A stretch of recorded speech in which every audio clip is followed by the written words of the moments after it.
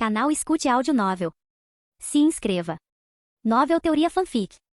Sistema de Inteligência Diária. Parte 5. Capítulo 49. Festa do Churrasco. Quando Louis voltou a cavalo para o território da Maré Vermelha com sua presa, o crepúsculo já estava caindo. A batalha em que ele acabará de participar ainda era emocionante, e as boas notícias do dia continuavam chegando. Ao retornar para sua residência, ele recebeu a segunda parcela do financiamento de seu pai, o Duque Calvino. Meu senhor, seu pai respondeu, disse Bradley, entregando a carta a Louis respeitosamente. Louis rasgou o envelope e começou a ler rapidamente. O Duque Calvino forneceu-lhe 6 cavaleiros de elite, 20 cavaleiros formais e 60 cavaleiros aprendizes. Isso praticamente dobrou sua força militar. Além dos cavaleiros, a carta também mencionava 3 aprendizes de alquimia, e embora o número fosse pequeno, era suficiente para ele estabelecer uma tecnologia estável de extração da essência do magma. O que mais o surpreendeu foi que seu pai concordou com sua proposta de extração e processamento da essência do magma. Ele chegou a prometer entregar todo o trabalho deste projeto ao território da Maré Vermelha, ficando a família Calvin responsável apenas pelas vendas. Isso garantiu sua autonomia sobre o projeto. Isso equivalia a Louis vender os produtos de essência de magma acabados para a família Calvin, e a família então os distribuí-los. A última frase da carta, no entanto, continha um aviso: você sempre será um membro da família Calvin. Embora não tenha sido dito explicitamente, a sensação subjacente de ameaça fez o coração de Louis se contrair ligeiramente. Ele entendeu que aquilo era um aviso para não ter muitos pensamentos ocultos. Louis largou a carta, espreguiçou-se e sentiu-se de ótimo humor. Hoje me traz uma dupla felicidade. Dentro da tenda do banquete, o ambiente era animado. Louis estava sentado à mesa principal, com um prato de carne de urso de armadura de gelo assada e dourada à sua frente. Louis não convidou pessoas comuns para este banquete de carne assada. Afinal, a carne do urso de armadura de gelo era verdadeiramente preciosa demais. Este banquete foi preparado principalmente para os cavaleiros. Além de Louis e seus cavaleiros originais, o banquete também contou com os novos cavaleiros recentemente trazidos da família, bem como 8 cavaleiros reservas. Foi ao mesmo tempo uma celebração da caçada bem-sucedida e uma festa de boas-vindas para os cavaleiros recém-chegados. Pratos de carne assada foram levados às mesas, exalando ondas de aroma. Cada pedaço de carne de urso blindado de gelo foi assado à perfeição com uma superfície levemente crocante e carne macia e suculenta. Uma porção para cada pessoa, orientou o velho mordomo Bradley ao lado. Os servos distribuíram rapidamente a carne assada a cada cavaleiro. O ambiente do banquete tornou-se imediatamente animado, especialmente entre os novos cavaleiros, que ainda não haviam se adaptado ao frio e à desolação daquela terra. Eles não esperavam desfrutar de uma iguaria tão preciosa logo que chegaram ao território da Maré Vermelha. Esta é carne de urso de armadura de gelo, que nutre o corpo, fortalece-o e aumenta o ki de batalha, explicou Bradley especificamente aos novos cavaleiros. Isto é carne de urso de armadura de gelo? Os olhos de um jovem cavaleiro quase saltaram das órbitas. A preciosidade da carne do urso de armadura de gelo era evidente. No sul, apenas alguns nobres tinham a oportunidade de provar carne de uma besta mágica desse nível. Eles nos deram carne de urso de armadura de gelo para comer, é realmente um luxo, disseram os novos cavaleiros com os olhos cheios de admiração. No máximo, eu como carne de besta mágica comum 1 ou 2 vezes por ano. Nunca imaginei que provaria uma carne de besta mágica tão requintada logo que cheguei. Outro jovem cavaleiro também não pôde deixar de sussurrar. No sul, até mesmo os grandes nobres só têm acesso a essa carne de besta mágica de alta qualidade em banquetes importantes. Cavaleiros comuns nem sequer ousariam tocar em uma carne tão boa. É este o tratamento no território do norte? Perguntou um novo cavaleiro em voz baixa. O velho cavaleiro ao lado dele, ao ouvir isso, respondeu com indiferença. Na verdade, esse tipo de carne de besta mágica de primeira qualidade também é raro por aqui. Mas podemos comer carne de besta mágica comum 1 vez por mês, então não faça alarde. Os novos cavaleiros ficaram ainda mais chocados. Eles podiam comer carne de besta mágica comum 1 vez por mês. Que senhor generoso! Parece que cheguei ao lugar certo, pensaram os novos cavaleiros. Eles tinham acabado de chegar ao território do norte e inicialmente nutriam certo ressentimento, pensando que viriam para sofrer, mas nunca imaginaram que viriam para se divertir. Suas queixas desapareceram, substituídas pela lealdade ao generoso Lord Louis. Louis ficou no centro do banquete e ergueu seu cálice. Todos trabalharam muito. O banquete de hoje não é apenas para celebrar nossa vitória, mas também para celebrar a entrada de muitos novos membros. O esforço de todos é indispensável. Da caça ao campo de batalha, enfrentaremos muitas dificuldades juntos, e também compartilharemos os frutos da vitória. Lembre-se, aconteça o que acontecer, enquanto eu tiver algo para comer, todos terão algo para comer. Em resposta, os cavaleiros ergueram seus cálices, gritando com entusiasmo: Viva o Senhor! Viva o Senhor! Seus olhos estavam cheios de admiração e gratidão por Louis. Vaio também estava no banquete, sentado entre um grupo de cavaleiros com um rosto radiante de entusiasmo. Ter a oportunidade de se tornar membro da Ordem dos Cavaleiros do Território da Maré Vermelha o deixou imensamente orgulhoso. O ambiente do banquete era animado. Todos acabavam de louvar o Senhor e agora chegava a parte mais esperada: comer carne. Com cuidado, ele pegou a faca e o garfo e levou a carne assada do urso de armadura de gelo à boca. A carne assada estava crocante por fora e macia por dentro, com bastante suco. No instante em que entrou em sua boca, uma onda de calor intenso se espalhou de seu estômago, percorrendo rapidamente seus membros e ossos. Os olhos de Vai Ryu se arregalaram. Ele sentiu o qi sanguíneo em seu corpo sendo estimulado rapidamente, e um poder sem precedentes emergiu. Ele rapidamente largou a faca e o garfo, sentou-se de pernas cruzadas e começou a praticar sua técnica de respiração, guiando a corrente quente para fluir por todo o seu corpo. Uma sensação de calor percorreu seus meridianos. Ele podia sentir claramente seu corpo se fortalecendo, seu sangue e qi se tornando mais abundantes, e seus ossos como se tivessem sido temperados. Um instante depois, seu fluxo sanguíneo finalmente rompeu o ponto crítico. Ele conseguiu. Cavaleiro aprendiz de nível intermediário. Barnes, o treinador ao lado de Vai Ryu, viu isso e seus olhos se arregalaram, seu rosto demonstrando choque. Ele olhou para Vai Ryu e não pôde deixar de murmurar. O Vai Ryu não acabou de se tornar um cavaleiro aprendiz ontem? O talento dele, será que é mesmo tão poderoso assim? A descoberta de Vai Ryu atraiu a atenção daqueles que o rodeavam, mas ele não foi o único. Durante o banquete, um cavaleiro após o outro começou a sentir seu qi sanguíneo pulsar. Uma forte onda de energia que os obrigava a sentar de pernas cruzadas e a praticar sua técnica de respiração. O alvoroço foi diminuindo gradualmente, substituído pela respiração profunda de cada cavaleiro. Todo o salão de banquetes ficou subitamente excepcionalmente silencioso. Uma atmosfera sutil permeava o ar. Todos estavam concentrados em direcionar o poder dentro de seus corpos, fortalecendo-se constantemente. Poucos minutos depois, aplausos repentinos quebraram o silêncio. Vários cavaleiros conseguiram romper as defesas. Os cavaleiros se cumprimentaram mutuamente e, claro, não se esqueceram de elogiar a generosidade do senhor. Seguindo o senhor Calvino, não temos preocupações com comida ou roupa, e até podemos comer a preciosa carne de bestas mágicas. Lealdade. A bondade do senhor é simplesmente infinita. É verdadeiramente uma honra para nós seguir o senhor. Louis não pôde deixar de suspirar interiormente. O efeito do banquete de hoje realmente superou suas expectativas. Capítulo 50. Fábrica demoníaca de medula óssea. À medida que o dia da repressão aos bandidos se aproximava, Louis, acompanhado por vários cavaleiros, carregava 2 baús pesados e caminhava diretamente em direção à fábrica de essência de magma, que também funcionava como oficina de alquimia, localizada perto da mina. A fábrica foi construída pela Silco e por 3 aprendizes de alquimista recém-chegados. Embora fosse chamada de fábrica, tratava-se apenas de alguns galpões simples, cercados por equipamentos de alquimia transportados da província sudeste. Apesar das condições rudimentares, já eram suficientes para que o processo de refinamento da essência do magma tomasse forma inicial. Lord Louis, o senhor chegou na hora certa, disse Silco, encostando-se preguiçosamente em um pilar de madeira. Com mais talentos agora no território da Maré Vermelha, ele não estava tão ocupado e parecia um pouco mais enérgico do que antes, embora ainda um tanto indolente. O primeiro lote de essência de magma acaba de ser refinado. Ao ouvir isso, o interesse de Louis foi despertado e seu olhar recaiu sobre um pesado barril de madeira.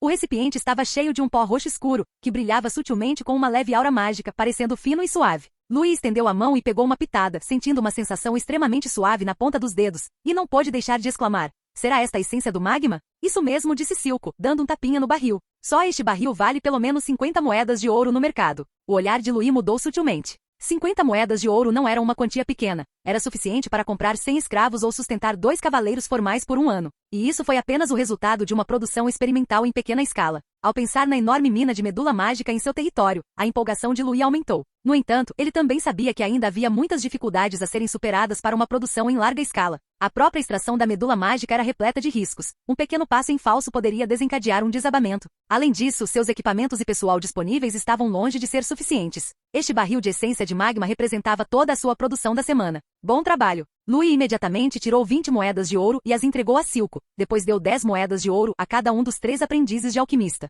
Os poucos que os receberam ficaram atônitos ao receberem as moedas de ouro, e seus rostos se iluminaram de entusiasmo. Aquela era uma quantia enorme para eles. E todos expressaram sua gratidão a Louis. Obrigado, Lord Louis. Mas, um instante depois, um dos aprendizes murmurou baixinho. Mas neste lugar, onde podemos gastar essas moedas de ouro? Os outros ao redor ficaram em silêncio por um momento, depois não conseguiram conter o riso. Após as risadas cessarem, Louis se virou para Silco para discutir assuntos sérios. Ele deu um tapinha no barril de madeira e perguntou diretamente. Silco, isso pode ser usado para criar bombas de chamas mágicas? Ao ouvir a pergunta, Silco franziu ligeiramente a testa, ponderando por um momento antes de responder. Os materiais essenciais para as bombas de chamas mágicas não são apenas essência de magma. Elas também requerem núcleos de ignição e outros componentes. E o território da Maré Vermelha atualmente carece de todos esses materiais. Entendo. Louis tossiu levemente, fazendo um gesto para que os cavaleiros atrás dele abrissem os 2 pesados baús que haviam trazido. Ao levantar as tampas de madeira, uma rica aura mágica emanou delas. Os baús estavam cheios de um cristal azul profundo. Esses eram os espinhos de cristal extraídos dos ursos de armadura de gelo, contendo flutuações de energia extremamente fortes.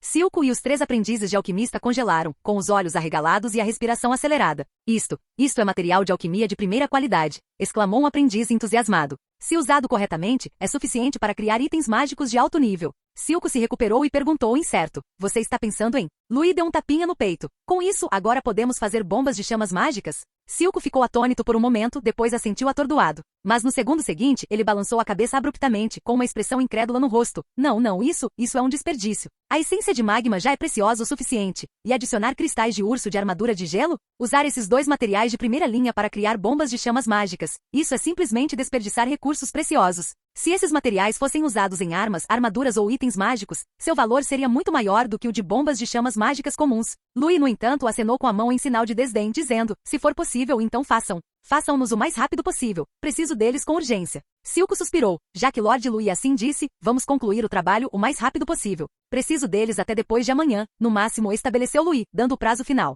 A boca de Silco se contraiu, e ele quis dizer mais alguma coisa, mas no fim das contas apenas deu de ombros, impotente, e acenou com a mão, dizendo aos aprendizes de alquimia para começarem imediatamente suas pesquisas. Louis ficou por perto, observando com interesse as figuras atarefadas dos aprendizes de alquimista. No momento em que um aprendiz despejava cuidadosamente o pó da essência de magma roxo escuro em um frasco de alquimia, o som urgente de cascos ecoou repentinamente do lado de fora. Lord Louis. Um cavaleiro entrou a galope, desmontou e ajoelhou-se. O mensageiro do Duque Edmund chegou e está à espera na entrada do território. Louis suspirou. O que tiver que acontecer, sempre acontece. Ele se virou para ajeitar a capa, acenou com a cabeça para o cavaleiro e disse, mostre o caminho. Do lado de fora do salão do Conselho do Território da Maré Vermelha, um cavaleiro vestido com uma capa azul escura aguardava. Ele era um cavaleiro formal, sua armadura ostentando o brasão da família do Duque Edmund, claramente não um assistente ou mensageiro comum. Ao ver Louis chegar, o cavaleiro imediatamente se ajoelhou, repetindo com firmeza as palavras do Duque Edmundo. Lord Louis Calvino. Sua graça o Duque Edmundo ordenou a todos os lordes do norte que mobilizem imediatamente seus exércitos e marchem para suprimir os rebeldes jurados da neve.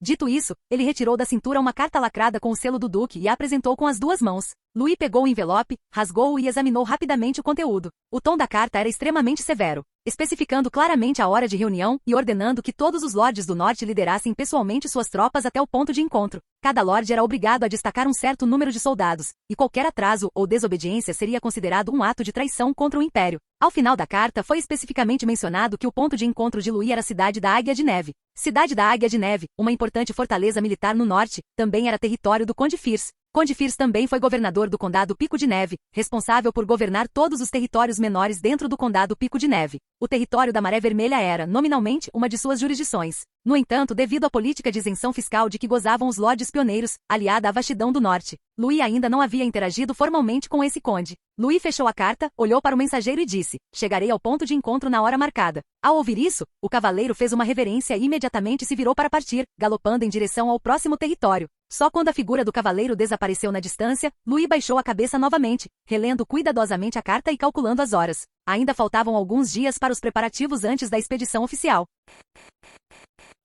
Capítulo 51. Formação de batalha. O tempo era curto e Louis precisava melhorar rapidamente a capacidade de combate do território nos próximos dias. Então, ele levou sua secretária de cabelos brancos, Sif, ao campo de treinamento para verificar o progresso do treinamento dos soldados. Sif ficou com a boca ligeiramente entreaberta enquanto observava as formações de batalha perfeitamente coordenadas. Era a primeira vez que ela via os soldados do território da Maré Vermelha praticando formações de batalha, e ela ficou em choque. As táticas militares do território da Maré Vermelha eram completamente diferentes dos métodos de guerra comuns neste mundo. A tática da maioria dos senhores feudais não passava de amontoar uma multidão caótica em uma muralha de carne, tentando resistir às cargas de cavalaria com a força dos números. Mas o resultado era frequentemente a sua formação ser desmantelada pelos cavaleiros, levando a um colapso imediato. No entanto, o território da Maré Vermelha era diferente. Eles usavam a formação empilhada projetada por Louis. Ele dividiu a formação de batalha em 3 camadas, representando as operações coordenadas de supressão a longo alcance, interceptação a curta distância e contra-ataques letais. Primeira camada da formação de batalha, arqueiros. Os arqueiros posicionavam-se na primeira fila, divididos em 3 grupos para um fogo contínuo de saraivadas, semelhante a um ataque em 3 etapas, o que mantinha a continuidade da chuva de flechas. Ataquem os cavalos, gritou o instrutor no campo de treinamento. Os soldados ergueram seus arcos e uma chuva de flechas caiu. Pu, pu, pu. As flechas atingiram os alvos em grande número. Embora nem todas fossem precisas, a sua enorme quantidade garantia que algumas sempre acertariam. O alvo simulado não era o próprio cavaleiro, já que tal ataque era bastante limitado contra um cavaleiro com ki de batalha. O verdadeiro alvo deles era o cavalo debaixo do cavaleiro. Com exceção dos cavalos monstruosos, os cavalos comuns geralmente não tinham armadura e não podiam usar energia de batalha. Ao atingir com precisão as patas ou a barriga do cavalo, eles conseguiam desorganizar a formação de carga da cavalaria inimiga, enfraquecendo consideravelmente o impacto do cavaleiro. Segunda camada da formação de batalha, lanceiros. Mantenham a formação. Mantenham o ritmo. Após os arqueiros completarem sua primeira rodada de disparos, lanceiros com escudos avançaram rapidamente, formando uma densa linha de lanças. As lanças que eles tinham em mãos mediam de 4 a 6 metros de comprimento e apontavam uniformemente para a frente. O papel deles era avançar e mirar as pontas de suas lanças nas barrigas dos cavalos depois que a cavalaria inimiga fosse desarticulada pelos arqueiros e seu ímpeto diminuísse, forçando os cavaleiros a reduzir a velocidade ou até mesmo perder o controle de seus cavalos de guerra, derrubando-os. Terceira camada da formação de batalha: soldados com espada e machado. Assim que a cavalaria foi obrigada a diminuir o ritmo, chegou a vez dos soldados com espada e machado. Eles ficavam escondidos atrás dos lanceiros, e assim que a formação de lanceiros conseguisse deter o inimigo, eles saltavam rapidamente, brandindo espadas longas pesadas ou machados de batalha. O objetivo deles era cortar as patas dos cavalos e depois atacar os cavaleiros desmontados. Corte. No campo de treinamento, sob o comando do oficial instrutor, os soldados com espadas e machados avançaram, e as estacas de madeira que simulavam a cavalaria foram instantaneamente cortadas, partindo-se em pedaços. Mesmo cavaleiros de nível inferior, apesar de possuírem proteção de ki de batalha, teriam dificuldade em sair vivos do campo de batalha se fossem envolvidos em combate corpo a corpo por vários soldados bem treinados em espadas e machados. Além disso, essa formação de batalha poderia ser coordenada com cavaleiros para ampliar os resultados da batalha. É claro que essa tática não foi uma ideia original de Louis, mas sim inspirada na formação empilhada de Wu Lin durante sua resistência contra a dinastia Jin na história. Em sua vida anterior, durante a batalha de Xianhengua na dinastia Song, Wu Lin usou essa tática para aniquilar com sucesso a cavalaria pesada Pagoda de Ferro do exército Jin. Isso pode matar guerreiros de ki de batalha? Se finalmente não conseguiu se conter e perguntou. Cavaleiros formais e superiores não serão mortos tão facilmente, mas é notavelmente eficaz contra cavaleiros de nível inferior, disse Louis com um toque de orgulho. Esse conjunto de táticas certamente não seria capaz de neutralizar cavaleiros de alto nível, já que esses monstros poderiam enfrentar 100 inimigos sozinhos. Mas para os cavaleiros aprendizes e formais, era uma maldição fatal. Apenas um esquadrão dessa infantaria bem treinada, utilizando a formação de batalha, poderia cercar e matar vários cavaleiros. No entanto, esses soldados só podiam servir de apoio no campo de batalha. Os verdadeiros tomadores de decisão da batalha ainda dependiam dos cavaleiros que possuíam ki de batalha. Vamos lá, interrompeu Louis os pensamentos de Sif e continuou caminhando para o outro lado do campo de treinamento. Os cavaleiros também estavam realizando exercícios táticos no local. Diferentemente das formações de infantaria dos soldados, o cerne do treinamento de cavalaria era a tática do enxame.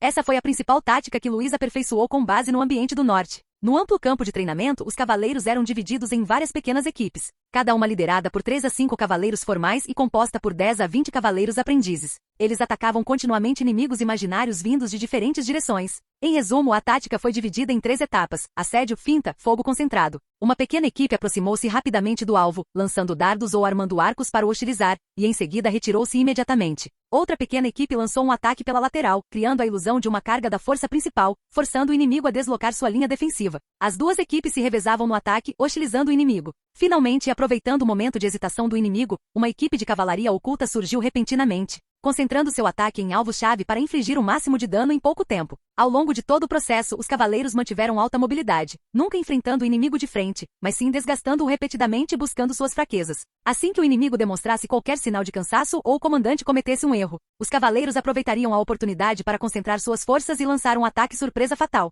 No campo de treinamento, cavalos de guerra galopavam e a poeira levantava. Lanças perfuraram estacas de madeira e flechas atingiram seus alvos com precisão. Após vários meses de treinamento, os cavaleiros do território da Maré Vermelha conseguiram executar a tática do enxame com perfeição. Os cavaleiros veteranos eram habilidosos e, embora os recém-chegados cometessem erros, eles gradualmente se integraram ao sistema com a prática. Louis assentiu com satisfação. Essa tática maximizava a proteção de sua cavalaria enquanto enfraquecia continuamente o inimigo. Em comparação com a tática insensata de investidas impensadas seguidas de cerco e aniquilação, essa tática de assédio disperso era a maneira adequada para a cavalaria de elite operar. Sif sentiu um tremor no coração ao observar os cavaleiros que eram ordeiros e obedeciam às ordens rigorosamente. Seus movimentos eram precisos e impecáveis. Cada comando era executado rapidamente, sem a menor hesitação. Isso era completamente diferente dos guerreiros tribais do norte com os quais ela estava familiarizada. Nas tribos, os guerreiros estavam mais acostumados a atacarem uma multidão desorganizada, confiando na bravura individual e na força física para lutar, em vez desse estilo de combate que enfatizava a coordenação e a tática. Se todos os cavaleiros do Império Sangue de Ferro fossem como os do território da Maré Vermelha, então as tribos do norte estariam em perigo.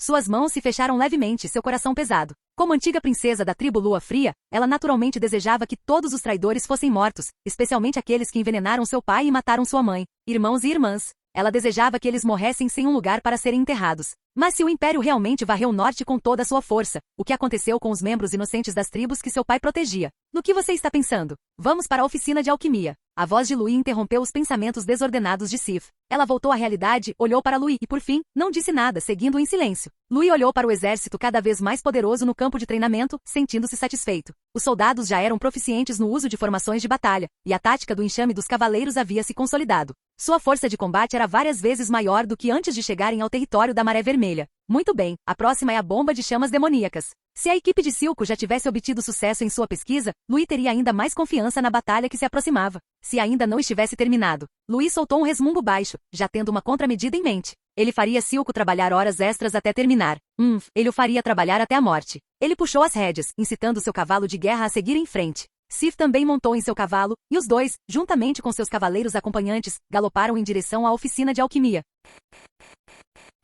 Capítulo 52 – Gelo e Fogo. Quando Louis conduziu o grupo para dentro da fábrica de essência de magma, um aroma alquímico pungente os atingiu imediatamente. Ele ergueu a mão em cumprimento. Bom dia. Num canto Silco com olheiras profundas, olhou apaticamente para o detestável dono de escravos. Bom dia, senhor, disse ele com um tom de queixa, entregando-lhe um vaso de cerâmica rústico do tamanho de um punho. Louis pegou a panela pesada. Sua superfície parecia lisa e sem adornos, com um pedaço de pano de linho inserido na boca, de aparência tão grosseira que parecia moldado de forma casual. Ele franziu a testa. É só isso? Silco explicou preguiçosamente. Não se deixe enganar pela aparência comum. Está cheio de materiais perigosos. Essência de magma, escória de cristal de urso de armadura de gelo e grama de isca estão todos embalados dentro. Seu poder é considerável. É claro, se você me der mais tempo, posso aprimorá-lo e seu poder será ainda maior. Já que você diz, vamos tentar disse Louis, erguendo uma sobrancelha e olhando para o terreno experimental que já estava preparado. Diversas criaturas mágicas estavam amarradas em vários pontos da área. Elas se debatiam, emitindo rugidos inquietos. Os cavaleiros colocaram suas máscaras de proteção especiais, acenderam os pavios e lançaram as bombas de chamas mágicas.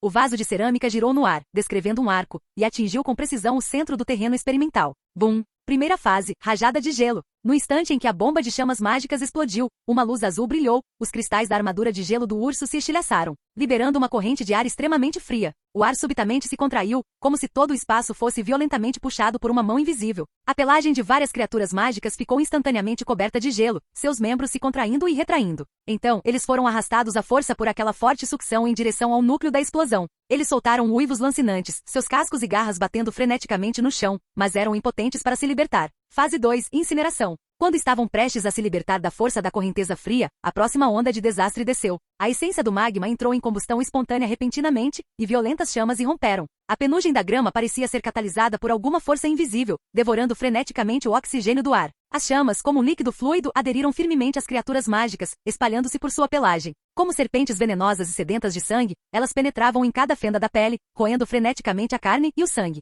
Oh!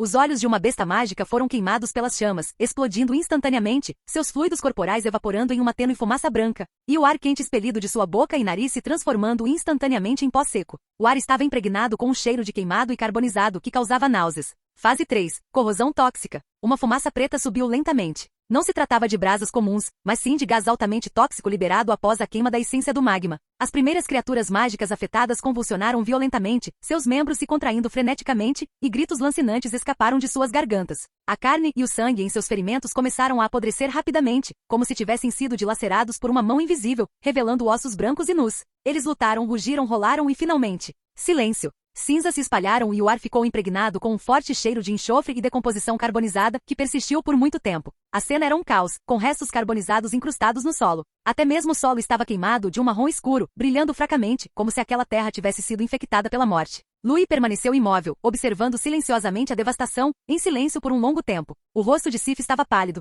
e ela não conseguiu evitar cerrar os punhos. Ela tinha presenciado combates, visto derramamento de sangue e até mesmo estado pessoalmente no campo de batalha. Mas ela nunca tinha visto um massacre como aquele. Silencioso, mas despojando completamente toda a vida. Silco, no entanto, exibiu uma expressão estranha, uma mistura de triunfo e tristeza. Ele piscou os olhos vermelhos, esfregou o pescoço dolorido de exaustão e suspirou. Este poder é realmente bom, mas, senhor, o custo material de um deles é de 400 moedas de ouro. Ele olhou para a terra queimada como se estivesse olhando para uma pilha de moedas de ouro em chamas, sentindo uma imensa angústia, como se fosse seu próprio dinheiro sendo gasto. Ao ouvir isso, Louis finalmente voltou a si, virou a cabeça e perguntou: quantos restam? 7, suspirou Silco, não haverá mais materiais. Afinal, você só trouxe uma pequena quantidade de cristais de urso de armadura de gelo. Qual é o nome dele? Ainda não pensei em nenhuma. Louis observou a terra desolada, seu olhar percorrendo as brasas negras ainda acesas, e os cantos de sua boca se curvaram ligeiramente para cima. Vamos chamar de Gelo e Fogo, duplo paraíso.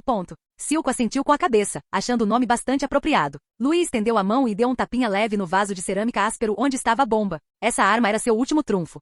O Conde Fierce estava sentado na luxuosa cadeira da mansão do Conde, seus dedos inconscientemente esfregando o queixo proeminente, o rosto tomado pela ansiedade. Droga! Comandando a repressão aos bandidos. Não entendo nada disso. Ele estava claramente apavorado com essa tarefa repentina. Fazia menos de 2 anos que ele herdara o título de seu pai, e agora tinha que se preparar para aniquilar os Jurados da Neve? Que piada! Ele ouvirá muitas vezes o nome brutal dos Jurados da Neve. Seu pai, o antigo Conde Fierce, foi um distinto general do Reino do Norte com inúmeras conquistas militares, governando o Condado Pico de Neve por décadas e incutindo medo nas tribos do Norte. Mas e quanto a ele próprio? Ele era apenas um homem gordo forçado a herdar o título, incapaz até mesmo de montar um cavalo com firmeza, quanto mais liderar tropas em batalha. Meu Lorde Conde, talvez esta não seja uma oportunidade. Quem falou foi seu estrategista, um homem com um olhar calculista no rosto. Pensem bem, aniquilar os Jurados da Neve é uma ordem do Duque Edmundo, e todos os nobres do Norte devem obedecer, especialmente aqueles nobres pioneiros que vieram do Sul. O Conde Fierce franziu a testa. O que você quer dizer? O estrategista inclinou-se para mais perto e disse, você pode enviá-los diretamente para a morte.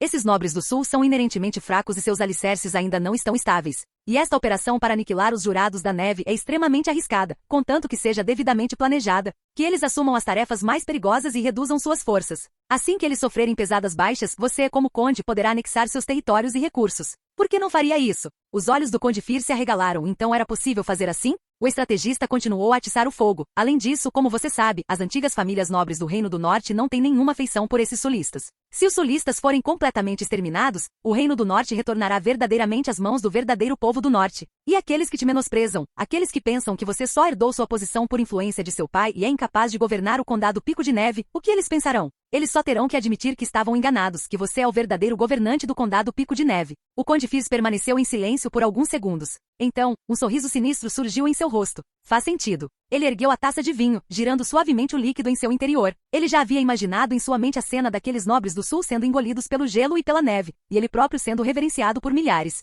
Ótimo, então faremos como você disse. Capítulo 53. Expedição. No dia da expedição, as ruas do território da Maré Vermelha estavam repletas de pessoas. Os aldeões reuniram-se espontaneamente em ambos os lados da estrada para se despedirem dos cavaleiros e soldados que estavam prestes a partir. Louis cavalgava na frente, vestindo uma capa preta e vermelha, com o brasão da família de Calvino bordado em seu ombro. Atrás dele estavam os cavaleiros e soldados, prontos para a batalha, totalizando 8 cavaleiros de elite, 25 cavaleiros formais, 60 cavaleiros aprendizes e 200 soldados de infantaria. Todas as pessoas estavam armadas e protegidas com armadura. Essa força, mesmo na região norte, era uma unidade de elite pronta para o combate a qualquer momento. Louis havia levado consigo quase metade do poder de combate do território da Maré Vermelha para esta expedição. Em primeiro lugar, o território da Maré Vermelha estava localizado na parte sul da região norte, que era relativamente segura. Mesmo com forças reduzidas, não enfrentaria muitas ameaças. Em segundo lugar, ele possuía o sistema de inteligência diária, que lhe permitia prever perigos e evitar emboscadas inimigas, prevenindo assim a aniquilação total. Diante disso, ele precisava trazer tropas suficientes para obter mais méritos militares. Isso não apenas consolidaria a posição do território da Maré Vermelha, mas também o ajudaria a ganhar terreno entre as antigas famílias nobres da região norte.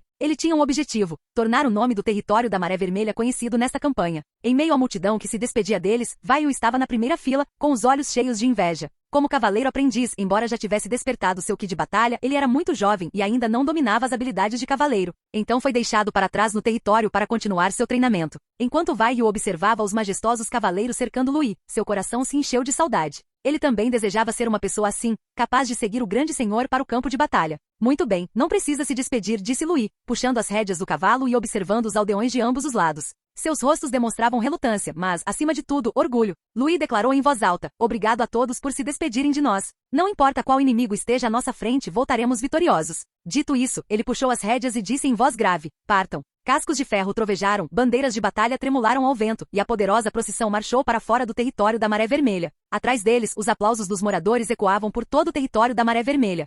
No final da primavera, a região selvagem do norte ainda carregava um toque de frio. A equipe de expedição montou acampamento em uma área baixa, e os cavaleiros se reuniram ao redor, preparando-se para caçar a presa do dia. Javali selvagem do deserto, um tipo de monstro com pele grossa e carne áspera, porém rica em energia. Louis estava montado em seu cavalo, observando o javali selvagem galopando à frente, e instruiu casualmente: cuidado para não danificar muita carne. Deixe comigo. Um cavaleiro aprendiz saltou, sua longa lança imbuída de energia de batalha desferindo um golpe para baixo. Mas a ponta da lança foi desviada pela pele resistente do javali. A força foi ligeiramente insuficiente e não conseguiu perfurar. Hahaha, você não é forte o suficiente. O cavaleiro formal ao lado dele riu, sua longa lança descendo suavemente, perfurando a armadura com um único golpe e espalhando sangue pelo terreno baldio. O javali uivou de dor e caiu no chão. Os cavaleiros avançaram rapidamente para acabar com ele, pondo fim à caçada. Louis havia saído cedo, com bastante tempo de sobra. De qualquer forma, para esse tipo de coisa, outros lords provavelmente chegariam na hora certa, então ele não precisava ser o chamativo que aparecia cedo. Então, ele simplesmente usou seu sistema diário de inteligência e liderou os cavaleiros em uma caçada ao longo do caminho.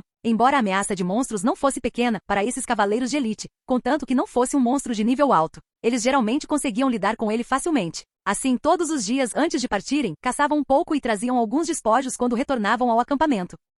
Os cavaleiros já estavam há muito tempo acostumados com a premonição da boa sorte de Louis. Todos os dias antes de partir, o senhor apontava casualmente e dizia: deve haver monstros por ali hoje, vamos dar uma olhada. E então eles iam em busca de presas. Embora a maior parte do que caçavam fossem monstros de nível baixo, como javalis selvagens do deserto, antílopes de chifres fendidos e lobos de penas de ferro, sua carne era firme e rica em energia, o suficiente para encher seus estômagos e aumentar ligeiramente sua força. No início ficaram um pouco surpresos, mas depois que aconteceu muitas vezes, todos se acostumaram. Eles simplesmente atribuíram isso a: o senhor é favorecido pelo ancestral dragão, nós estamos apenas aproveitando a viagem. Eles começavam a viajar pela manhã, iam caçar ao meio-dia e à noite, grelhavam carne em uma fogueira, comendo até se fartarem antes de dormir. Foi ainda mais confortável do que treinar em território nacional. Após alguns dias, os cavaleiros passaram a desfrutar ainda mais dessa vida. A fogueira crepitava, a madeira estalando nas chamas, exalando nuvens de aroma defumado. Grandes pedaços de carne de monstro pingavam gordura na grelha, crepitando e enchendo todo o acampamento com seu aroma. Que cheiro bom! Depressa, um cavaleiro aprendiz engoliu em seco, com os olhos fixos na carne assada.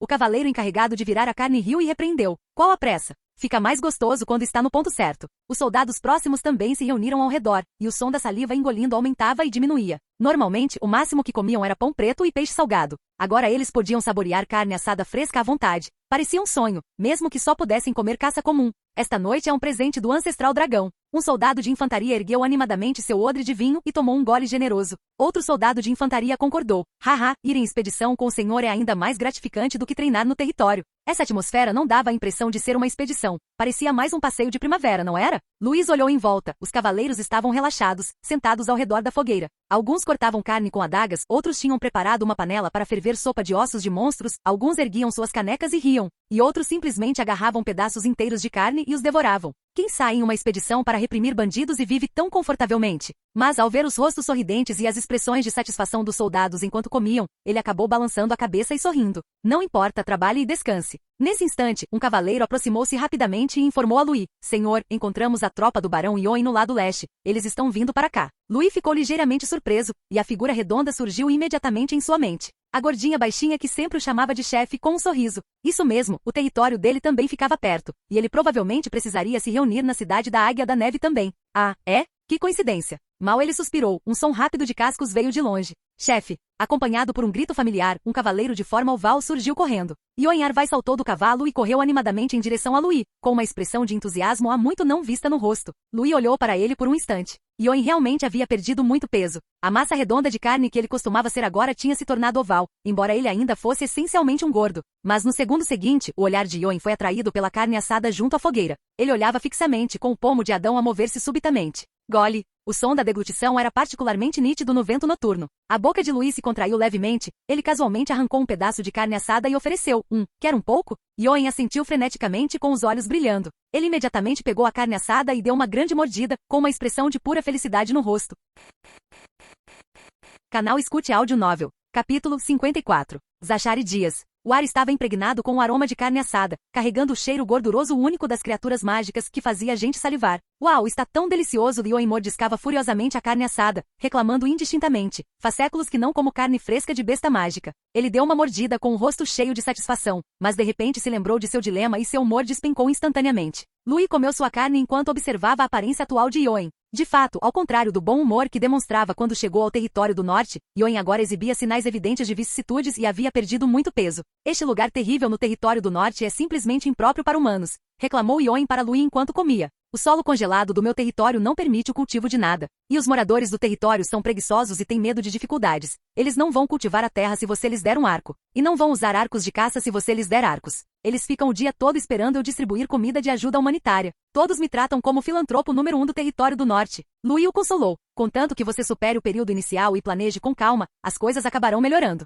Se meu pai não me mandasse dinheiro todo mês para transportar grãos do sul, eu já teria morrido de fome há muito tempo. Yoen agarrou os cabelos com o rosto tomado pela indignação. Depender do transporte de grãos e dinheiro para sustentar todo um território? Lui ficou em silêncio por um momento, começando a compreender melhor o poder financeiro da família Harvey. Yoen suspirou profundamente, olhando para o céu. Eu sabia que não devia ter vindo. Será que meu pai poderia implorar ao imperador para me deixar voltar? A boca de Lui se contraiu, sentindo um pouco sem palavras. Como alguém poderia simplesmente entrar e sair do território do norte? De acordo com as leis da Ordem de Desenvolvimento do Território do Norte, se um senhor pioneiro deixasse seu território por muito tempo sem motivo aparente, ele poderia ser decapitado. Tudo bem, pare de se fazer de vítima. Ele deu um tapinha no ombro de Yoen. Mesmo que você queira ir embora, ainda vai demorar pelo menos mais 20 anos. O rosto de Yoen estava tomado pelo desespero. Ele sacudiu as manchas de óleo da carne assada e mudou de assunto, reclamando. Assim que plantei as sementes, antes mesmo de conseguir recuperar o fôlego, o Duque Edmund deu uma ordem e eu tive que trazer tropas. Tis, que azar, concordou Lui. Agora nem sei se haverá colheita neste outono, disse Yoen com uma expressão de dor.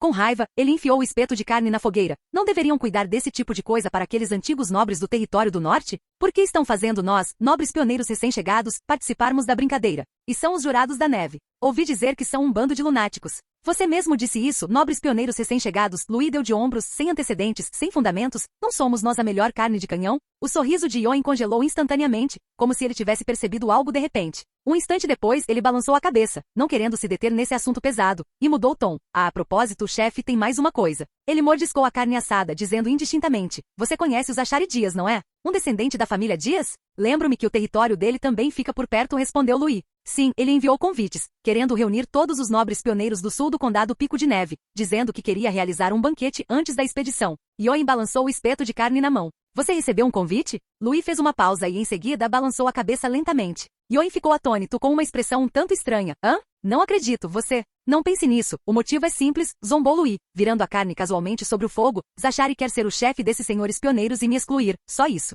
Yoen piscou com uma expressão que dizia, você não está pensando demais nisso, está? Dias, assim como Calvin, é uma das 8 grandes famílias do Império. Lui sorriu significativamente. Se eu fosse embora, ele ainda conseguiria manter sua posição de chefe. Yoen entendeu de repente, assentindo vigorosamente. É verdade, afinal, você também é uma das 8 grandes famílias do Império. Se você estivesse lá, ele não poderia bancar o arrogante. Ele fez uma pausa, murmurando. Esse cara é muito mesquinho. Não, ele não é mesquinho. Ele apenas conhece seus próprios limites. Então, como você vai lidar com isso? Quando começa o banquete? Onde será? Perguntou Lui casualmente. Daqui a apenas 2 dias, em seu território, não muito longe daqui, respondeu Yoen indistintamente, ainda mastigando carne. Lui se levantou e sacudiu a poeira das roupas. Leve-me para ver. Yoen levou um susto, mas então seus olhos brilharam. Ah, chefe, vai estragar a festa? Lui sorriu, só vou dar uma olhada. Yoen limpou a boca imediatamente e deu um tapa na coxa. Muito bem, eu vou na frente. No dia seguinte, Yoen liderou o caminho, e Lui, acompanhado por alguns cavaleiros, passou o dia viajando, até finalmente chegar ao seu destino. No entanto, a cena que se apresentou diante deles foi inesperadamente desoladora. Até onde a vista alcançava, a terra era árida. Ocasionalmente podiam-se avistar alguns campos mal cultivados com plantações de aparência comum balançando ao vento frio.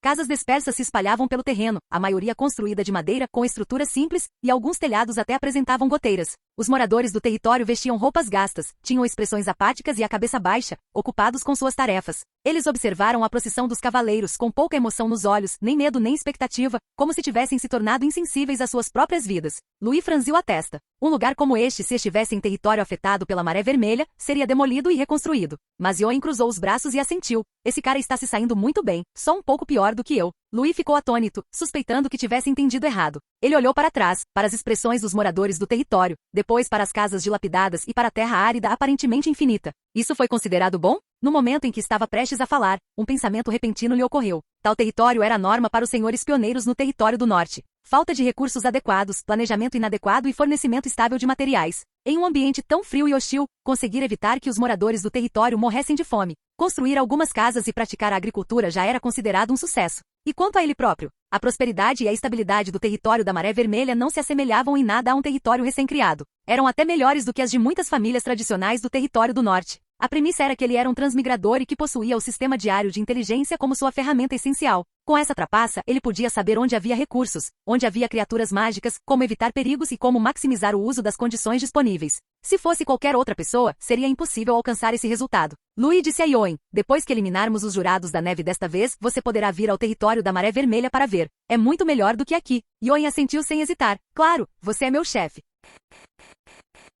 Capítulo 55. Os peixes e camarões podres fizeram uma reunião. O salão de banquetes estava com iluminação tênue, com vários estandartes com bordas douradas pendurados nas paredes, numa tentativa de criar uma sensação de solenidade aristocrática. No entanto, as vigas de madeira do teto estavam expostas, o tapete no chão estava visivelmente desbotado e, embora algumas mesas e cadeiras tivessem decorações esculpidas, ainda assim não conseguiam esconder seu acabamento rústico. O prato principal era um javali inteiro assado, proveniente de áreas devastadas, acompanhado de alguns pratos de legumes simples e caça comum. Era evidente que o dono deste salão de banquetes havia se esforçado ao máximo para transmitir uma sensação de extravagância aristocrática, mas no norte, onde os recursos são escassos, ele ainda estava um tanto perdido. Zachary Dias estava sentado à mesa principal, no centro do salão de banquetes, girando uma taça de vinho trazido do sul. 6 ou 7 nobres pioneiros com os rostos repletos de sorrisos lisonjeiros, agrupavam-se ao seu redor. Excelentíssimo Senhor Dias, este encontro é verdadeiramente significativo. O nobre ergueu seu copo com tom fervoroso. Esses bárbaros do norte são muito prepotentes. Nós, nobres do sul, precisamos nos manter unidos.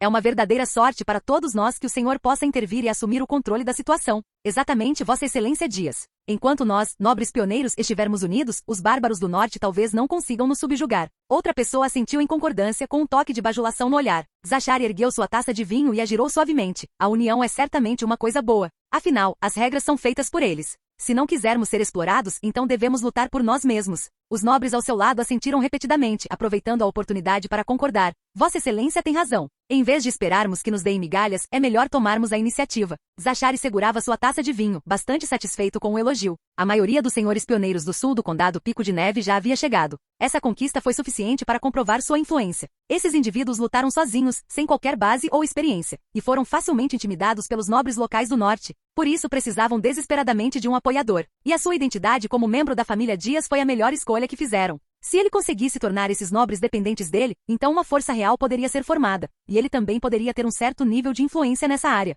Quanto àqueles que se recusavam a obedecer, ele usava de artimanhas para oferecer sugestões ao Conde Fierce, enviando essas pessoas para a batalha. No campo de batalha, sempre havia alguns sacrifícios a serem feitos. Nesse instante, um nobre perguntou timidamente: Vossa Excelência Dias, acha que deveríamos agir juntos neste extermínio dos jurados da neve? Zachary estreitou os olhos. É claro que devemos nos unir, assim haverá uma ordem adequada de quem vai primeiro e quem vem depois. O salão de banquetes ficou em silêncio por um instante. Os nobres presentes trocaram olhares, um lampejo de compreensão brilhando em seus olhos, mas ninguém o revelou naquele momento. Ninguém queria ser o primeiro a atacar, mas se alguém fosse para a morte, eles ficariam felizes em ver isso acontecer. E a pessoa com maior probabilidade de ser alçada à frente era Luís Calvino. O fato de Luís, também pertencente às 8 grandes famílias do Império, não estar presente em tal banquete dizia muito. Zacarias desconfiava muito da identidade de Luís como filho do Duque Calvino, mas ele não tinha muita simpatia por Luís. Na sua opinião, ele era apenas um nobre sem recursos e imprestável. Caso contrário, ele não teria se permitido sair na frente ao contatar o Conde Fierce, nem ao reunir tantos nobres pioneiros. Ele chegou a se perguntar se aquele sujeito indesejado já não teria morrido em algum lugar no deserto?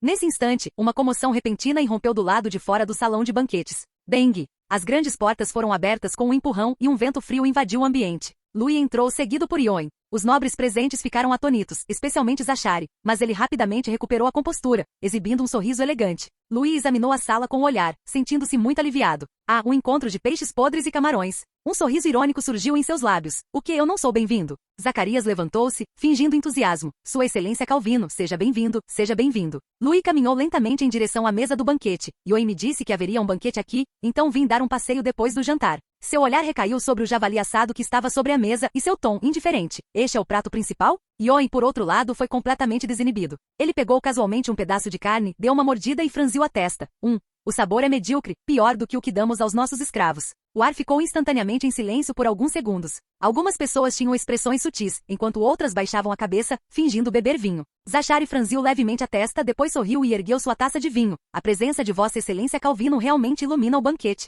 A iluminação é um pouco exagerada. Louis puxou uma cadeira casualmente e sentou-se, dizendo: Estou apenas curioso para saber por que não fui convidado para esta ocasião. A expressão de Zacarias permaneceu aparentemente calma. Deve ter sido um descuido do meu servo. Louis deu uma risadinha discreta. Não importa, eu vim sem vergonha nenhuma. Zachary não quis aprofundar o assunto e imediatamente mudou de tema. Vossa Excelência Calvin, já que o senhor está aqui, por que não vamos juntos à cidade da Águia da Neve? Nós, nobres pioneiros do Sul, devemos nos unir, caso contrário, os antigos nobres do Norte, mais cedo ou mais tarde, nos consumirão por completo. Louis deu um leve sorriso. Ah, parece que você quer ser o líder desta aliança? O sorriso de Zachary congelou por um instante, depois ele deu uma risadinha. Claro que não. Eu só acho que só trabalhando juntos podemos evitar sermos oprimidos por aqueles antigos nobres. Louis ergueu os olhos e examinou os nobres presentes, seu olhar percorrendo cada rosto, até finalmente retornar a Zacarias. Sim, de fato, devemos trabalhar juntos. É apenas uma questão de quem ataca primeiro, quem cobre a retaguarda e quem toma as decisões. Ele apontou para o javali assado na mesa do banquete. Por exemplo, com este porco, existem regras sobre quem corta primeiro e quem come depois. Vários nobres trocaram olhares, suas expressões tornando-se sutis. O sorriso de Zachary se tornou um pouco mais fechado. Vossa Excelência Calvin, o que o senhor quer dizer com isso? Qual o sentido disso? Louis pousou delicadamente a taça de vinho com um tom casual. Nenhum outro sentido. Só acho que o que você diz não importa. O salão de banquetes ficou em silêncio por um instante. Alguns nobres pareceram hesitantes, outros franziram a testa, como se tivessem pensado em algo. Os olhos de Zachary escureceram ligeiramente. Exterminar os jurados da neve é uma tarefa perigosa. É sempre bom ficarmos juntos, para não sermos completamente devorados. Claro, os lábios de Louis se curvaram ligeiramente. No entanto, somos membros das 8 grandes famílias do Império, de status nobre, e por direito, deveríamos liderar o ataque ao campo de batalha.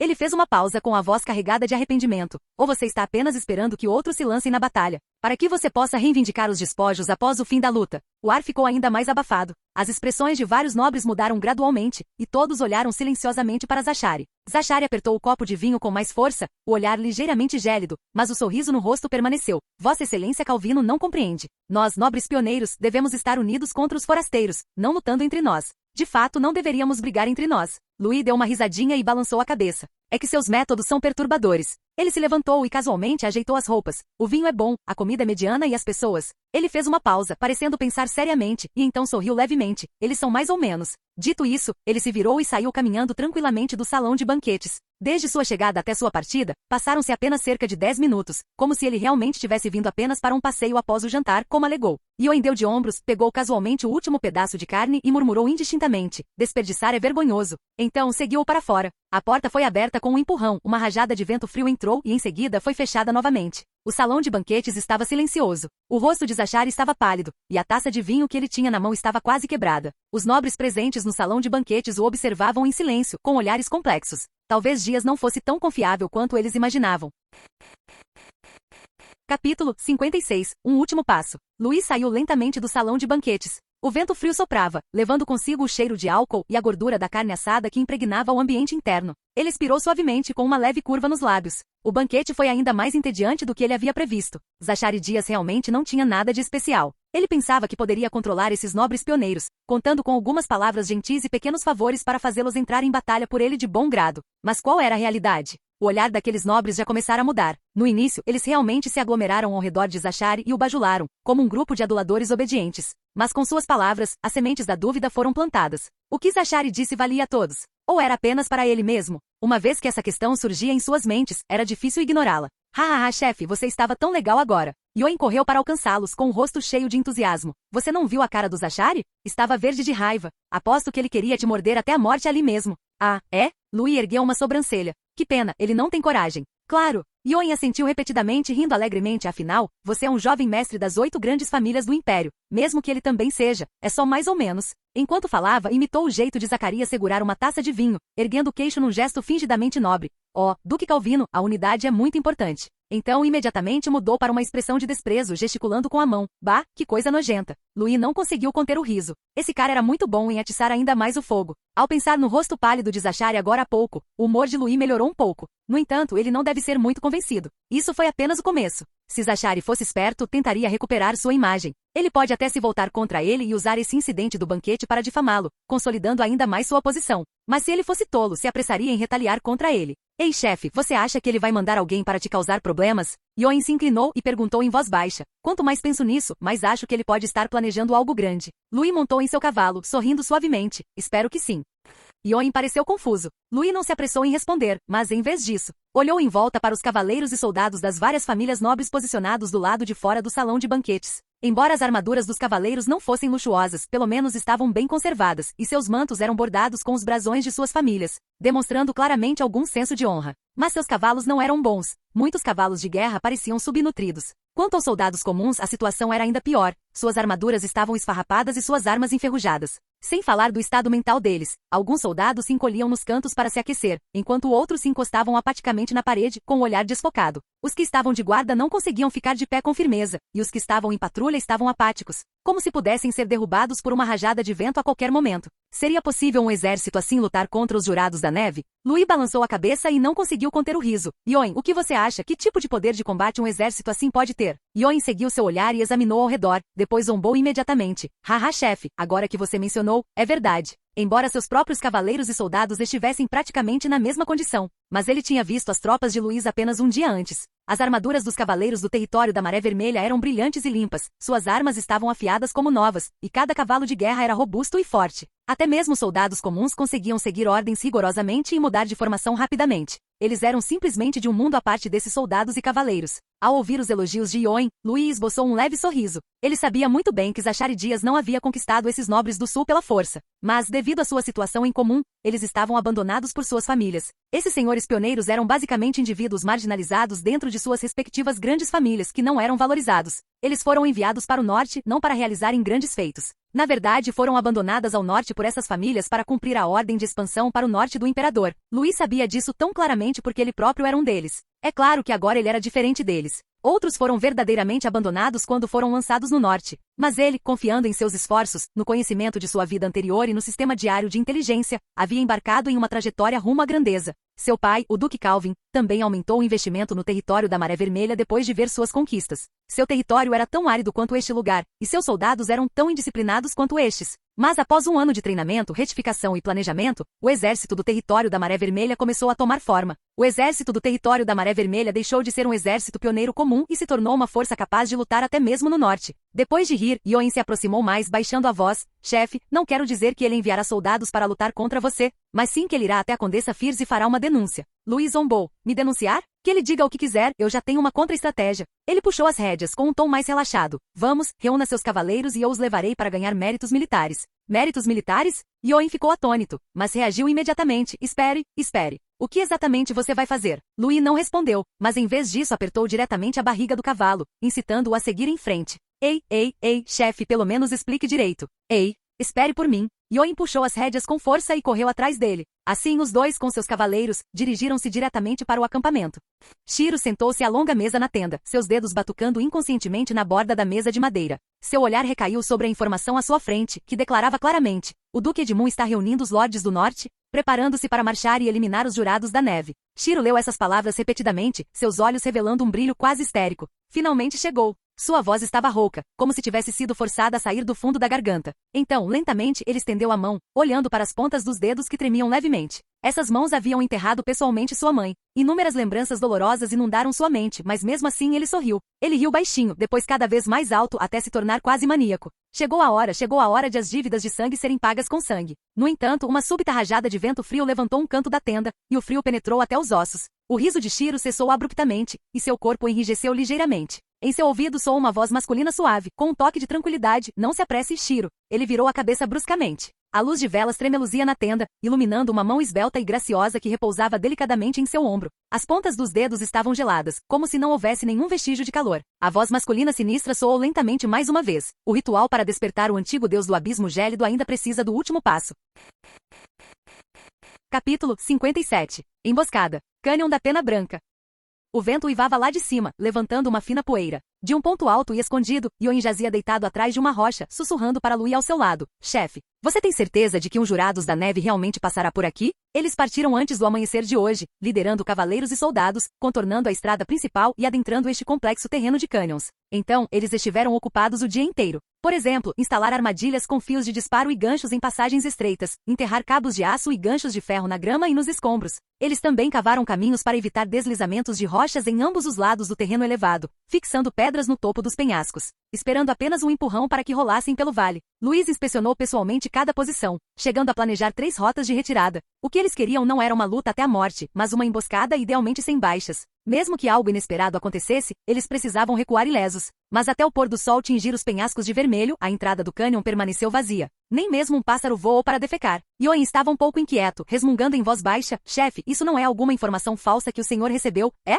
Se fomos enganados nós... Calha a boca. Luí não virou a cabeça, apenas pronunciou 2 palavras com indiferença. Ah. Yoin sabiamente fechou a boca. Luí olhou fixamente para o desfiladeiro abaixo e acrescentou: eles chegarão em breve. A confiança de Luí não era infundada. A fonte foi a atualização diária de inteligência de 3 dias atrás. Espera-se que 50 guerreiros da Guarda da Neve cruzem a passagem norte do cânion da Pena Branca no final da noite daqui a 3 dias. Yoin estava agachado atrás de uma pedra, olhando para o cânion vazio, estalando a língua distraidamente. Será que eles realmente virão? Murmurou ele. Será que o chefe foi interpretado por alguém? Ele lançou um olhar furtivo para Luí, que estava em um terreno mais elevado não muito longe dali. Sua expressão era calma, nada tensa. Yoin estava prestes a reclamar novamente quando, de repente, um som fraco de cascos veio da mata no fundo do cânion.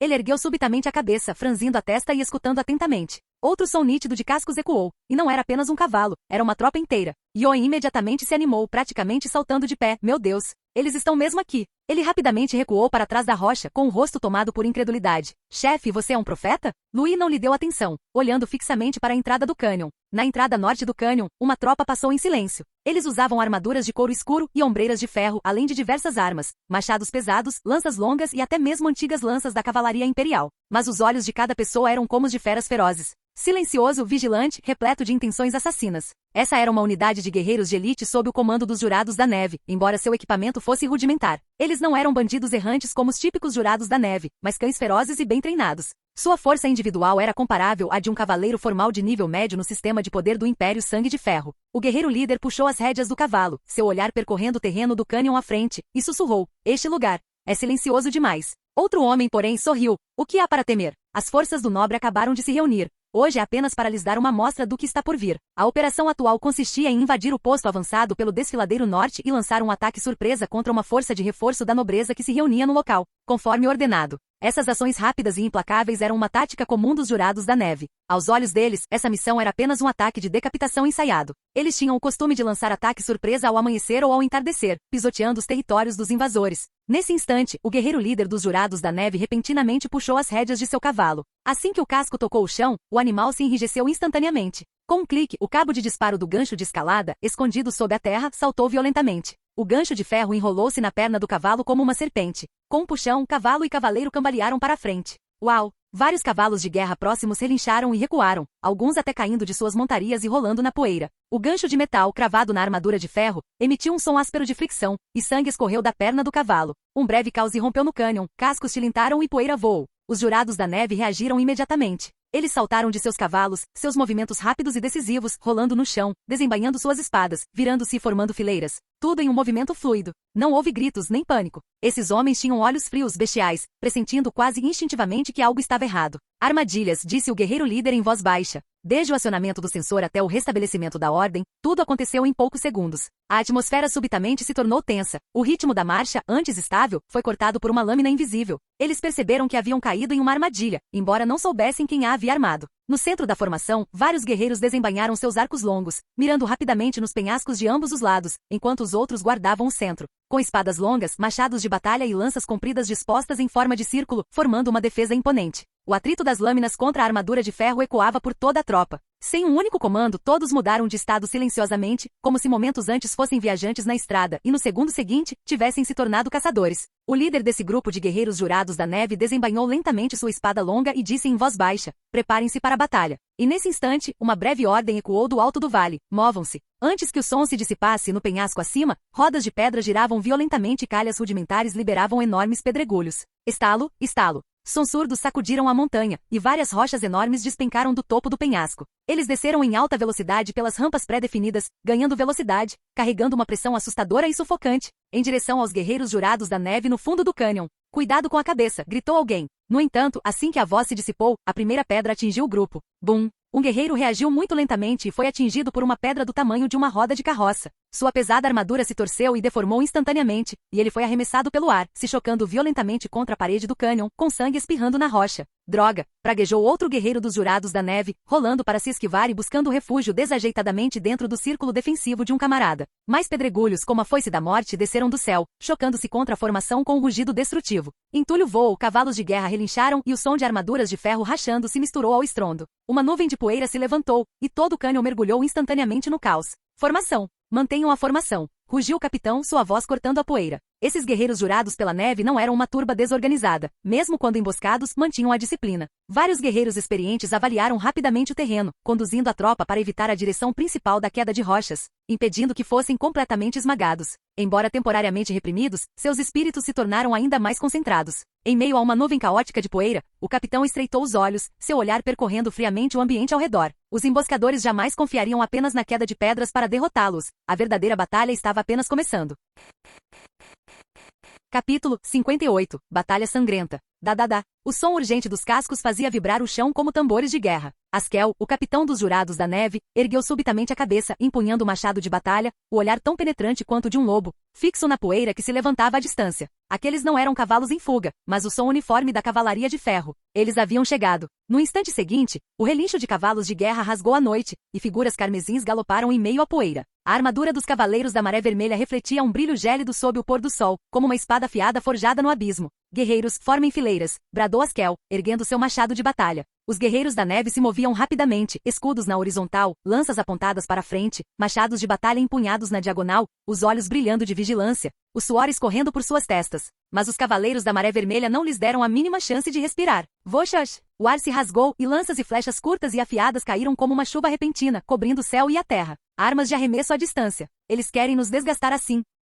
As pupilas de Askel contraíram-se ligeiramente e seu coração afundou. Ele percebeu imediatamente que se tratava de uma tática de caça meticulosamente planejada. Esses cavaleiros pretendiam primeiro romper a defesa com ataques à distância e, uma vez que a formação se desfizesse, explorariam a brecha para penetrar. Formem uma muralha de escudos. Rápido! Assim que os Jurados da Neve ergueram seus escudos, ouviram uma série de baques surdos. Kug, um jovem guerreiro dos Jurados da Neve, era um pouco lento. Ele gritou e cambaleou para trás, com uma lança curta perfurando seu peito, jorrando sangue. Ele abriu a boca contra gosto, mas apenas tossiu sangue espumoso, caindo em seguida pesadamente no chão, contorcendo-se até perder a consciência. Malditos! Malditos cavaleiros! Rugiu o guerreiro ao seu lado, com os olhos fascando de violenta intenção assassina. Não entrem em pânico. Primeiro estabilizem a formação. Askel cerrou os dentes e rugiu, ao contrário da estratégia que Askel imaginou. O primeiro esquadrão de ataque dos Cavaleiros da Maré Vermelha não tinha intenção de prolongar o combate. Depois de lançarem suas lanças curtas, recuaram rapidamente como fantasmas. Nuvens de poeira se levantam, turvando a visão dos castigados pela neve. Esses desgraçados. Antes que pudessem se ajustar, outro esquadrão de cavaleiros já estava atacando pela lateral. Silvo. Cavalos de guerra relincharam, cascos de ferro rangeram. O segundo esquadrão dos Cavaleiros da Maré Vermelha irrompeu no campo de batalha, lanças longas carregadas com uma energia de combate carmesim flamejante, avançando diretamente para o flanco dos Jurados da Neve. O ataque principal deles está aqui, gritou um Jurados da Neve, movendo-se instintivamente em direção ao flanco. Não se mexa, não caia nessa. Askel gritou bruscamente, mas já era tarde demais. A segunda manobra tática dos Cavaleiros da Maré Vermelha foi bem sucedida. O ataque pela lateral não era o ataque principal, mas sim uma estratégia para desorganizar a formação. Enquanto os Cavaleiros da Maré Vermelha avançavam, suas lâminas e lanças reluziam com uma energia de combate carmesim, abrindo caminho entre as fileiras inimigas. Pul! O sangue espirrou quando a garganta de um guerreiro dos Jurados da Neve foi perfurada por uma longa lança, jorrando sangue. Em apenas alguns segundos, a linha defensiva foi rompida. Askel franziu a testa, seus dentes quase se rangendo até virar em pó. Ele finalmente percebeu que aquilo era como uma caçada meticulosamente planejada, e que eles eram apenas presas sendo manipuladas. Droga! Ele apertou o cabo do seu machado de batalha, seus olhos escurecendo, uma profunda energia azul de combate pulsando constantemente ao seu redor. Contudo, nesse instante, o terceiro esquadrão dos Cavaleiros da Maré Vermelha apareceu silenciosamente. Matar! Uma voz profunda e arrepiante ecoou, acompanhada por estrondos de cascos batendo no chão. Askel virou-se bruscamente. Cobrar! Lambert liderou um esquadrão de cavaleiros de elite e cavaleiros formais de alta patente, galopando para fora da poeira. Sua velocidade era ainda maior que a dos cavaleiros anteriores, suas lanças apontavam diretamente para frente, varrendo o campo de batalha como um vendaval. Bang! Um guerreiro dos Jurados da Neve não conseguiu sequer se defender antes que a lâmina de uma lança, envolta em uma energia de combate carmesim, perfurasse seu peito. Ele foi brutalmente imobilizado no chão, o sangue escorrendo lentamente da lâmina da lança, a energia vital da luta queimando e corroendo sua ferida. Até mesmo seu cadáver tremendo levemente. Desgraçado! Rugiu Askel, sua energia de combate azul profunda pulsando, seu machado de batalha desferindo um golpe violento com uma rajada de vento. Clang! A lâmina da lança desviou com precisão o machado de batalha, e a energia de combate carmesim e azul escura colidiu violentamente. Uma onda de choque de energia intensa se espalhou, levantando uma violenta corrente de ar. Os guerreiros ao redor foram todos forçados a recuar, e até o chão apresentou rachaduras. Um pouco interessante. Os lábios de Lambert se curvaram levemente, mas seus olhos demonstravam indiferença.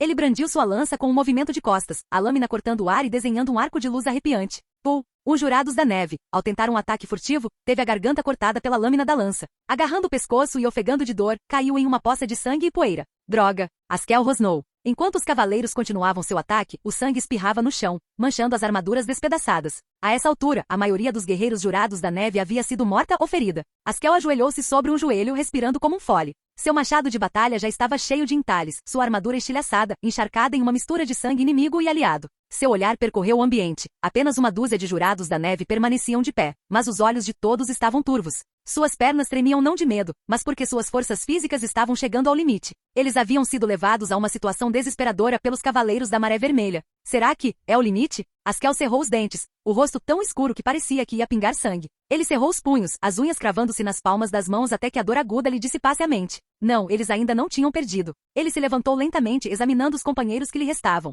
Jurados da Neve, sua voz estava rouca e baixa, lutem até o último homem. Façam-nos pagar com sangue. Lutem até o último homem. Façam-nos pagar com sangue. Os Jurados da Neve restantes rugiram em resposta, embora já estivessem cobertos de feridas. Mas naquele instante, um espírito de luta insano reacendeu em seus olhos. Matar? Askel respirou fundo e ergueu o machado de batalha que tinha na mão. Num instante, um totem vermelho sangue se iluminou em seu peito. Aquilo não era um ki de combate comum, mas uma maldição que consumia a vida, sangue fervente. Bum! O sangue escaldante fervia em suas veias, queimando freneticamente seus corpos. Seus músculos incharam instantaneamente, as veias se retorceram e saltaram sob a pele, e suas pupilas se transformaram em chamas carmesins. Uma dúzia de guerreiros Jurados da Neve, aproximadamente, ativaram simultaneamente seu estado de fúria fervura de sangue, com sua aura aumentando instantaneamente. Uma fúria assassina insana alçou voo para os céus, fazendo o próprio ar parecer tremer. Ha ha ha! Askel riu descontroladamente, com sangue escorrendo constantemente de seus olhos, orelhas, nariz e boca. Mas ele ainda segurava firmemente seu machado de batalha, com a energia vital pulsando, e avançou em direção a Lambert.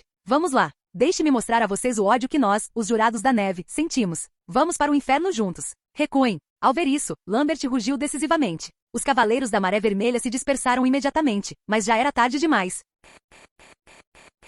Capítulo 59. Fim da emboscada. Em meio aos choques da aura de batalha, ventos fortes levantavam poeira do chão. No campo de batalha, Lambert e Askel se enfrentaram mais uma vez. Dessa vez, sob o efeito do sangue fervente, Askel era como uma fera selvagem. Mesmo com o sangue fluindo incessantemente, ele quase não sentia dor. Ele rugiu, brandindo seu machado contra o chão, forçando Lambert a recuar vários passos. A lâmina do machado rachou a armadura no peito de Lambert, e o sangue jorrou da ruptura. Lambert optou por não continuar um confronto direto, usando movimentos ágeis para ganhar tempo e não dar a Askel outra chance de se aproximar. Ali, os Jurados da Neve vizinhos também foram encorajados por esse ataque, entrando em um frenesi de sangue fervente e investindo loucamente contra os Cavaleiros da Maré Vermelha. Os Cavaleiros da Maré Vermelha reagiram imediatamente, reforçando rapidamente sua formação em meio à batalha caótica. Mas mesmo com a perspicácia e os preparativos pré-batalha de Luiz, um jovem cavaleiro foi descuidado. Ele foi atingido diretamente no peito por um machado, arremessado para longe e caiu violentamente contra a parede de pedra, quebrando a coluna vertebral e morrendo instantaneamente. A expressão de Lambert tornou-se mais séria ao presenciar aquela cena.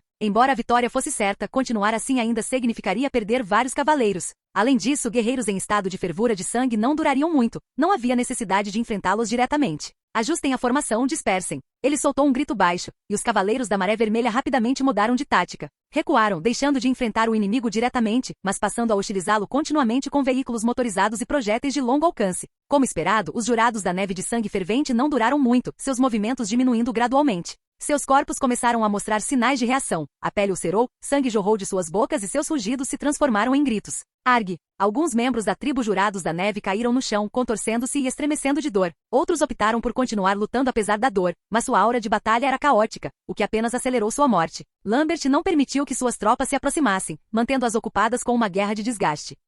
Enquanto eles prolongassem a situação, essa batalha acabaria sendo deles. Askel ainda persistia, cambaleou até se levantar, seus músculos começando a se romper, o sangue escorrendo pelo cabo do machado até a ponta dos dedos. Seus olhos estavam desfocados, mas mesmo assim ele continuou avançando. Me siga! Ele rugiu, carregando o último resquício de sua aura de batalha, e avançou em direção a Lambert. Dessa vez, Lambert não recuou, firmou o cavalo, ergueu a lança e enfrentou o inimigo. Vamos! O machado de batalha e a lança de cavalaria colidiram no ar, e a lâmina do machado de Askel finalmente se estilhaçou, lançando fragmentos de ferro para todos os lados. Seu peito também foi perfurado pela lança de Lambert, e o sangue jorrou. No entanto, ele não caiu. Vou te arrastar para o inferno comigo. Ele gritou, lançando-se para frente e abraçando Lambert com força, como uma fera selvagem. Sua aura de batalha ao redor começou a se descontrolar, uma aura escaldante permeou o ar, preparando-se para a autodestruição e levando Lambert consigo. Felizmente, um cavaleiro da Maré Vermelha surgiu de repente, desferindo um golpe horizontal que decepou o braço direito de Askel, lançando-o para longe. Askel caiu com força no chão, sua aura de batalha se dissipando, deitado de lado, olhando para o céu.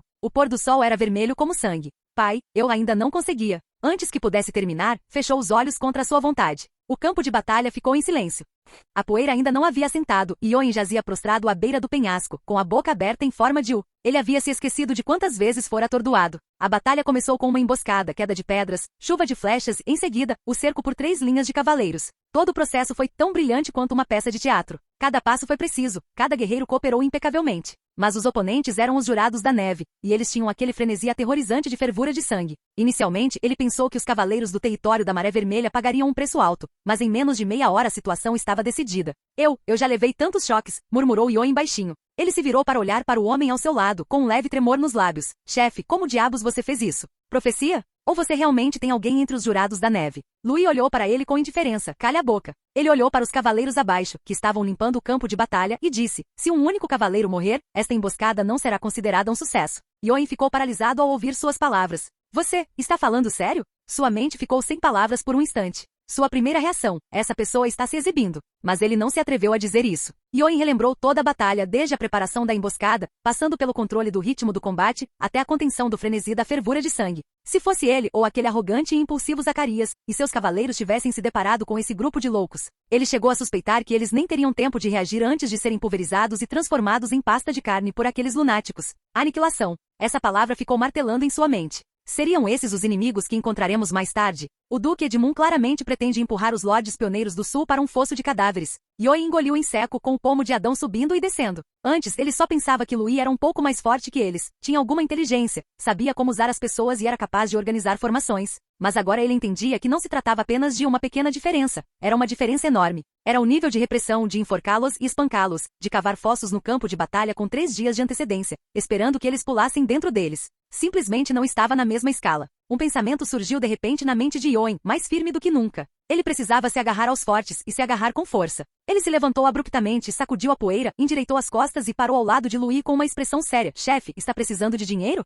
Cale-se. Entendido. Yoin imediatamente fechou a boca, sorrindo, peito estufado, cabeça erguida de pé ao lado de Louis, com uma expressão que diz, sou seu subordinado mais leal. Nesse momento, Louis estava à beira do penhasco, olhando para o campo de batalha ensanguentado lá embaixo em silêncio por um instante. Mesmo com a batalha vencida, um leve receio ainda persistia em seu coração. Se não fosse pelo aviso do sistema diário de inteligência, se não fosse pela preparação prévia de armadilhas e pelo posicionamento das linhas de batalha neste desfiladeiro, mesmo que a Maré Vermelha conseguisse vencer, teria que pagar um preço muito alto. O frenesi de sangue fervente dos Jurados da Neve é perigoso demais, murmurou ele baixinho. Se cada batalha futura exigir que enfrentemos lunáticos assim, então será realmente problemático. Preciso encontrar rapidamente uma maneira de lidar com esse tipo de guerreiro. Nesse instante, passos vieram de baixo. Era Lambert, coberto de sangue, com o canto da armadura quebrado e uma cicatriz diagonal no ombro, mas sua expressão era normal. Ele caminhou até o lado de Louis e ajoelhou-se. Meu senhor, a batalha terminou, o inimigo foi completamente aniquilado. Louis assentiu com a cabeça, dizendo em tom de aprovação. Muito bem, Lambert. Lambert ergueu o olhar e disse calmamente, era meu dever. Ele fez uma pausa por um instante e então perguntou, como devemos lidar com os corpos do inimigo?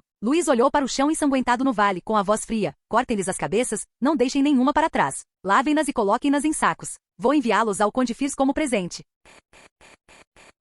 Capítulo 60. Comer e beber. O salão de banquetes estava brilhantemente iluminado e resplandecente. Do alto do teto abobadado, um lustre iluminado por centenas de cristais mágicos iluminava todo o salão. As paredes eram adornadas com tapeçarias tecidas com fios de ouro, cada uma bordada com o brasão da família Fors. As mesas compridas estavam cobertas com toalhas de seda, e os utensílios de prata e os cálices de vidro estavam cuidadosamente dispostos. Os criados ficavam de pé ao longo das paredes, entrando e saindo constantemente com travessas de comida. O ar estava impregnado com o aroma de carne assada e o perfume do vinho. Os pratos em si eram incrivelmente extravagantes. Veado mágico do pico de neve assado com a gordura crepitando sob a pele dourada, uma costela inteira de urso da rocha de neve grossa e carnuda, empilhada em travessas de prata como pequenas montanhas. Havia também vinho, uma bebida predileta da nobreza do sul, raramente vista no norte, mas que ali era servida continuamente em taças de cristal. Tal exibição era rara, para não mencionar no território do norte, mas mesmo nos banquetes dos castelos dos nobres do sul, era improvável que se visse algo assim. A profunda herança da família Force como uma antiga família nobre do território do norte ficou evidente nisso. No entanto, essa extravagância no árido e escasso em recursos território do norte, pareceu particularmente chocante.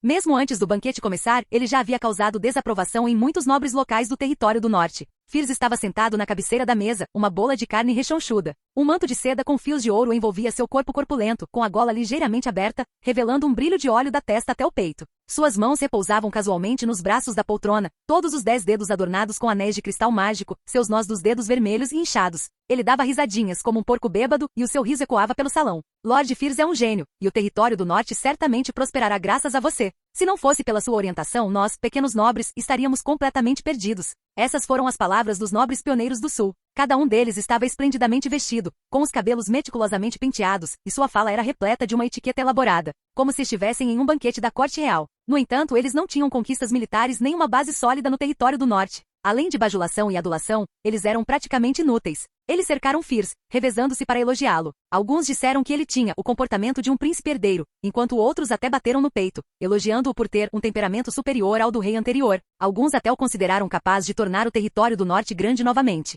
Firs riu tanto que sua boca não conseguia fechar, e até a mão que segurava sua taça de vinho tremeu. Ele riu e brindou em resposta, mas engasgou com um gole, derramando metade da bebida. Mas o que ele mais gostou foi do elogio de Zachary Dias. Lord Firs, a forma organizada como conduziu a mobilização da Águia de Neve desta vez é verdadeiramente um modelo para o território do norte. Mesmo se meu pai estivesse aqui, provavelmente se sentiria envergonhado. Essa única frase fez Firs sentir como se estivesse flutuando.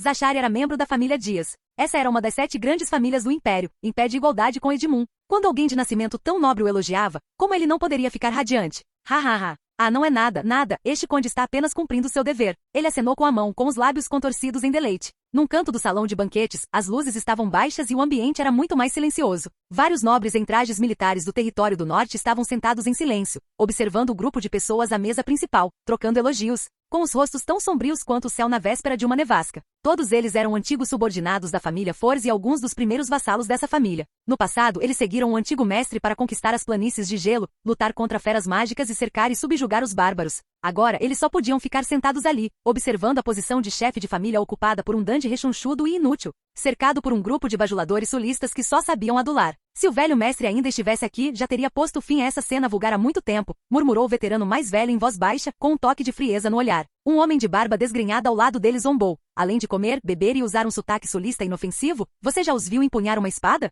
Nunca, respondeu o outro secamente. Suas armaduras brilham como as de um ator de teatro, sem uma única cicatriz em seus corpos. Mesmo que lutassem, provavelmente limpariam cada gota de sangue primeiro. Enquanto sussurravam, o aroma do vinho e o frio se entrelaçavam, destoando do ambiente animado do salão de banquetes. A reputação da família Force foi conquistada pelo velho mestre com a própria vida. Não cabia a ele abrir um salão de música e dança típico do sul dos Estados Unidos. Eles foram ficando cada vez mais silenciosos enquanto falavam, com os olhos cheios de raiva e decepção reprimidas. Eles também tentaram aconselhar o novo conde, ensinando-o a treinar soldados e a gerir assuntos militares, chegando mesmo a oferecer-se para o fazer eles próprios. Mas aquele homem gordo simplesmente não quis ouvir. Ele estava ou oferecendo banquetes ou tomando banhos perfumados. No máximo, ele faria com que seus criados dessem uma resposta superficial como este conde está ocupado para se livrar deles. Eles permaneceram em silêncio, mas todos sabiam que se as coisas continuassem assim, a família Force estaria em apuros. Especialmente com a recente turbulência no território do norte. A baixa pressão no canto era particularmente perceptível no salão de banquetes. Mas Firs não percebeu nada. Ele estava cercado por nobres do sul, rindo tanto que seus olhos estavam quase invisíveis, e a carne de seu rosto tremia. Mesmo que alguém lhe lembrasse que os antigos nobres do território do norte estavam de mau humor, ele simplesmente acenava com a mão em sinal de desdém.